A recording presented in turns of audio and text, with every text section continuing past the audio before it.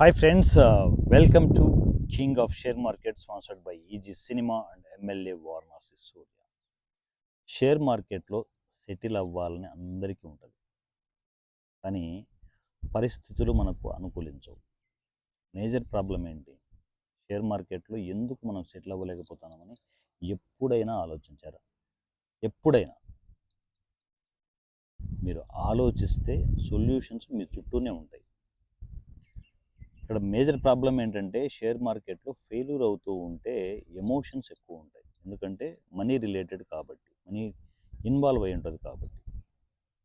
For example, మీరు share మార్కెట్లోకి enter అయ్యారు. సింపుల్గా ఒక 10,000తో టెస్ట్ చేద్దాం, తర్వాత చూద్దాం, మనకు సక్సెస్ అయితే మనం ఫండ్ పెంచుకుంటూ వెళ్దామని చెప్పేసి 10,000తో ఎంటర్ అయ్యారు. ఎంటర్ అయిన తర్వాత మీ కర్మగాలి ఫస్ట్ రోజే మీరు ఆప్షన్స్లోకి ఎంటర్ అయ్యారు అనుకుందాం. ఆప్షన్ బయింగ్లోకి ఎంటర్ అయ్యారు, ట్రేడ్లు తీసుకున్నారు. ఏమవుతుంది? ఆప్షన్ బయింగ్లో ఏమవుతుంది? అయితే మార్కెట్ మీ వైపు వస్తే డబ్బులు వస్తాయి, మీ వైపు వస్తేనే డబ్బులు వస్తాయి. లేదు మీ వైపు రాకుండా వెళ్తే ఆటోమేటిక్గా మైనస్ అవుతుంది. ఇక్కడ ట్విస్ట్ ఏంటంటే ఆప్షన్స్లో మార్కెట్ అక్కడే ఉన్నా కూడా మీ డబ్బులు పోతాయి. ఆప్షన్ బయింగ్లో టూ డేంజరస్ సిచ్యువేషన్ అదే. మీ వ్యూ కరెక్ట్ అయినా కూడా, కొంచెం లేట్ అయినా కూడా మీ డబ్బులు కరిగిపోతూనే ఉంటాయి. ఇంత భయంకరమైన ఆప్షన్స్లోకి మీరు ఎంటర్ అయిపోయి మీరు చేయగలిగేది ఏంటి? ఆ 10,000 పోతుంది అనుకోండి.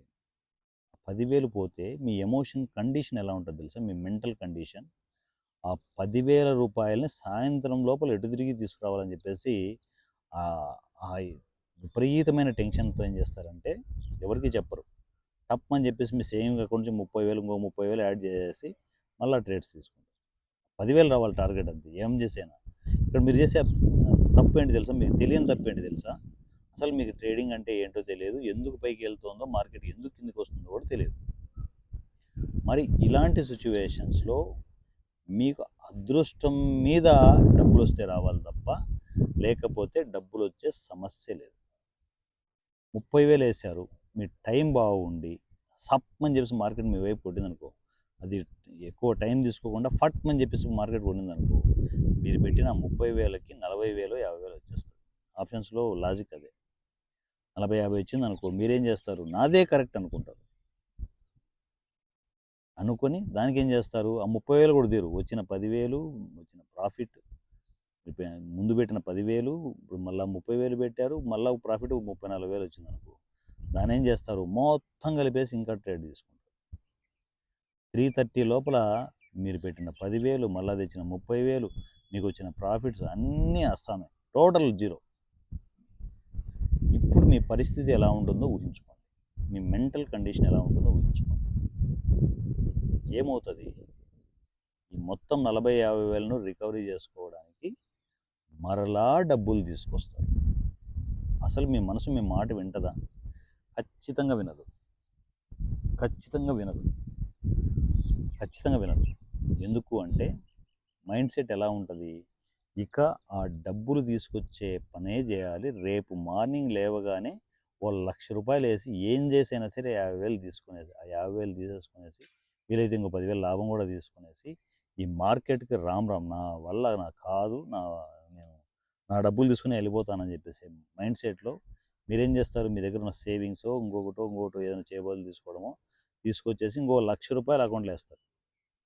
అకౌంట్లో వేసి పొద్దున్నే ఓపెన్ అవ్వగానే 9:15కి ఫటక్ ఫటక్ మన ట్రేడ్లు తీసుకుంటారు. ఈసారి ఏం చేస్తారు? ఆ 1,00,000 రూపాయలకి తీసుకుంటారు. ఎందుకంటే ఫాస్ట్గా నా డబ్బులని రావాలి అని. ఇదిగో అక్కడే మీరు ఇంకా ఊబిలోకి వెళ్ళిపోతారు. 10,000 నుంచి మొదలైన నీ జర్నీ 2 రోజుల్లో 10,000 నుంచి 30,000కి వెళ్ళింది, 30,000 నుంచి 1,00,000 రూపాయలకి వెళ్ళింది. 2,00,000 రూపాయలు ఇన్వెస్ట్మెంట్ అది జీరో అయిపోతే ఒక మిడిల్ క్లాస్ ఫ్యామిలీ మెంబర్ పరిస్థితి ఎంత దారుణంగా ఉంటుందో ఊహించుకోండి. మీకు జరిగేటన్నీ ఇవే. ఇక్కడ అగైన్ మీరు చేసిన తప్పు ఏంటి? మీరు ఏమీ నేర్చుకోవట్లేదు. నేర్చుకొని ట్రేడింగ్ చేస్తే దాన్ని ట్రేడింగ్ అంటారు. అదే ఎలా పడితే అలా ట్రేడింగ్ చేస్తే దాన్ని గ్యాంబ్లింగ్ అంటారు. అనుకోకుండా డబ్బులు రావాలి, అనుకోకుండా మీరు కోటీశ్వర్లు అయిపోవాలి, అనుకోకుండా లక్షలు వచ్చేయాలి. ఎలా వస్తాయి?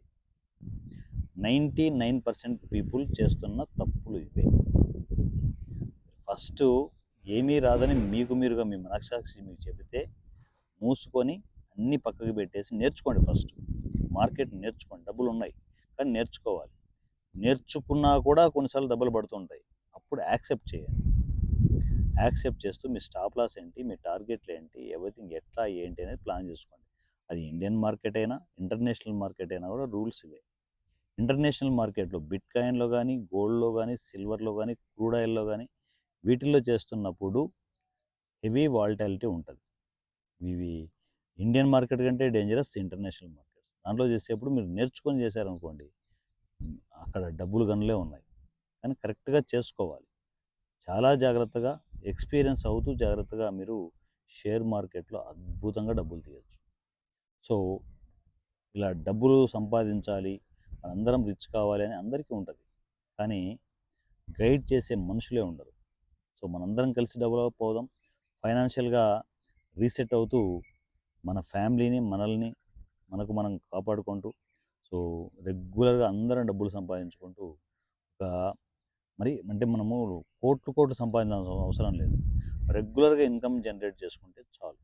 అలా ప్లాన్ చేసుకుంటూ వెళ్ళే ప్రాసెస్లో నేను అడుగులు ముందుకేస్తున్నాను. మీరు నాతో పాటు జర్నీ చేయాలనుకుంటే ఇమ్మీడియట్ కేవైఎస్ వాట్సాప్ నంబర్ 7981599433 7981599433.